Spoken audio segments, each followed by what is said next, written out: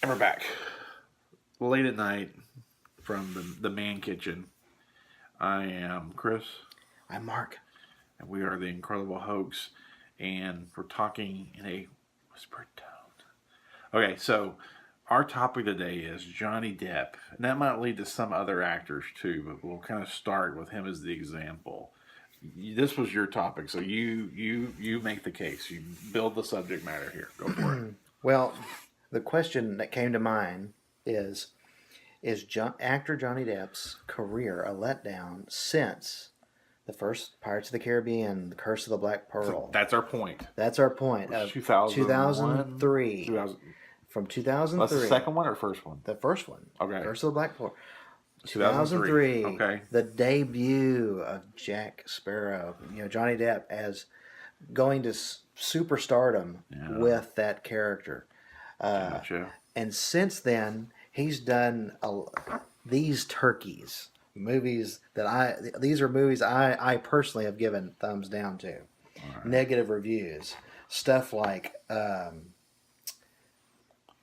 Charlie and the Chocolate Factory.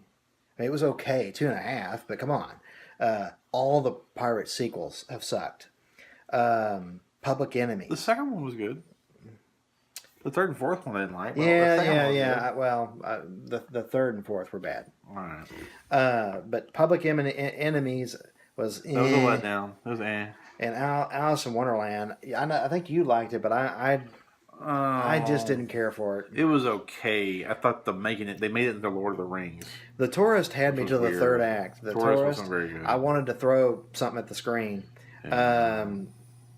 And Dark Shadows, I hated that movie. I never saw all of that. That was terrible. And I really hated The Lone Ranger. It was okay. That was terrible. Transcendence, never saw that one. I wanted to go to sleep. It was boring. Mordecai was an absolute bomb. Have you ever seen the money it made? It was like a huge bomb. Yeah. So you get the idea. A lot of films that I think, the movies that I have liked of his are fewer than the ones like, I liked Finding Neverland. Never saw that one. And I liked, of course, Dead Man's Chest, the second Pirates. I will give you that. And then Rango, he just provided the voice. That's an animated film. Oh crap, low battery. And then that's basically it. Oh, and Sweeney Todd. I did like that. I never saw Sweeney Todd because it's a musical, and I don't watch musicals. Right. Your point of view is using the starting point or the pinnacle or whatever you want to call it. The baseline, whatever word you want to use, is the first Pirates movie, 2003. Yeah. And since then, he has not lived up to that expectation that movie set. Yeah. Look, to give a frame of reference, is what I'm talking about is someone who reached superstardom. And once you get there, we've seen other actors and actresses before seize the moment. And he's a guy that I just felt for example, to exemplify that, Harrison Ford makes Star Wars, and there's the moment, and then what does he do? He only goes on to become the biggest box office star of all time up until that point with Indiana Jones, the more Star Wars films, and a bunch of other stuff. He ruled the 80s. And solid work, too. Witness, and he was nominated for an Oscar for Witness. I love Frantic. And even though it wasn't a big commercial hit, Blade Runner is a classic. Not just a cult classic, but the actual classic. It's a bona fide classic. So he went on and Fugitive and Air Force One were huge 15-year run. Say from 80 forward, he went on a 15-year run where he just was the best. So he seized the moment. Yeah. That's what you're saying. Right. And Tom Hanks, he had movies like Joe versus the Volcano and Bonfire of the Vanities, which were supposed to be like big. They were A-list picture thing, and they totally bombed. Yeah. And so he was looked at box office poison. He comes out with Forrest Gump, which was a risk for everyone that did that film. Ended up being huge. He gets launched into superstardom, and next thing you know, he's getting nominated every other movie, and he's been big. We just got through seeing a Tom Hanks movie tonight. Yeah. As bad as or you might be. Maybe that's a movie like Bridge of Spies is not for you. Maybe it's a little too slow or mature, but you still come away thinking, Tom Hanks, boy, he acted really good. I mean, he still is acting at a level that's high. So the point in regards to Johnny Depp is he hit a high and he never capitalized on it. That's my point. Yes. Well, here's my devil's advocate. I don't know if I disagree with you, but for the sake of being devil's advocate, this is my retort. I think Johnny Depp has always played weird characters, and he's always chosen offbeat roles. He's always been Benny and June and What's Eating Gilbert. I think he always did that before. And in some ways, Pirates of the Caribbean itself was an offbeat choice. It was based on a theme park ride at Disney, so it was no guarantee to be a hit. It was a surprise to everyone that it ended up being the hit it was, and him being nominated for.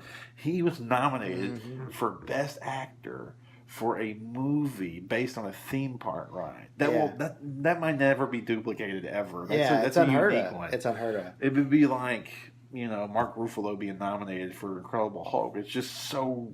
It's a summer tentpole type movies don't get nominated for such things. So it was lightning in a bottle. Sure. My argument is he always did weird stuff. He continued to do weird stuff. I don't think he's overly concerned as an actor with box office and whatnot.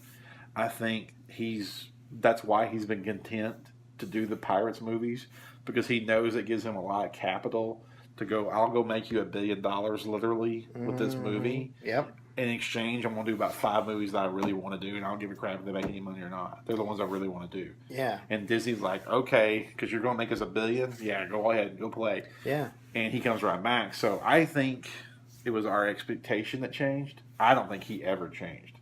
I think he's still doing the same work he's always done. We're the ones who changed our idea of him, not him. So I don't fault him that he never capitalized, because I don't think he's that guy. I don't even think he wanted to be that guy. I don't think he wanted to be Tom Hanks. I don't think he wanted to be Harrison Ford. I think he wanted to be a guy who did. He was the guy that wanted to work with Marlon Brando when Marlon Brando was a joke, and he would seek him out and purposely go work with him and stuff. Yeah. Because he just wanted to work with Marlon Brando. He was infatuated with him. So he's a weird, offbeat guy, and he always was and always will be, and I don't think it's a priority to him. Right. But you're going to have the last word. Well, I think you make some interesting points. I'm not saying that any actor or actress has some kind of obligation to take their career one way or the other. And Lord knows this guy.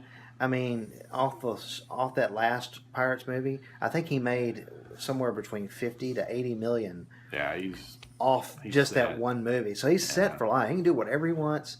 And if you look at his filmography since 2003, he picks these what I would call family-friendly tentpole films, and then he kind of brings his eccentricity to those roles, and that's fine. And he's happy to do that. And of course, they pay him like a king's ransom for each role that he does.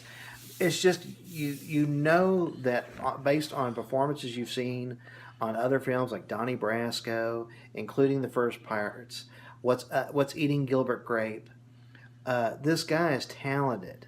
Yeah. And you just root for someone to live up to your potential. And some people just they're content with whatever they're doing. Brendan Fraser, I've always believed that Brendan Fraser when he came out and then he had that big success with The Mummy from 1999. This was an actor that I know has talent to do.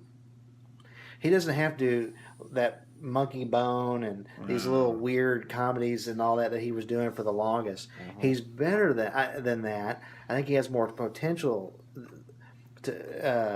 as an actor, and I feel the same way with Johnny Depp. I just feel like he can do better than something as small as like Dark Shadows or something or Transcendence was. Well, you could have had any actor in Transcendence. I don't get what that was all about, but at any rate, he's very talented, and but I'm just not seeing the talent